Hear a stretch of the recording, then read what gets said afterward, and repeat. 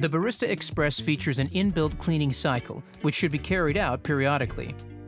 The Clean Descale light will automatically flash to indicate when a cleaning cycle is required.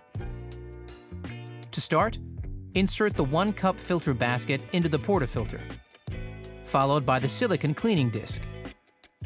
Place one cleaning tablet into the center of the cleaning disc. Then insert and lock the portafilter into the group head. Before you start the cleaning cycle, make sure the water tank is filled to the max line with cold water, the drip tray is empty, and the machine is turned off. Press the 1-cup and 2-cup buttons simultaneously. Then also press the power button and hold all 3 buttons for 10 seconds. The cleaning cycle will commence and last for approximately 5 minutes.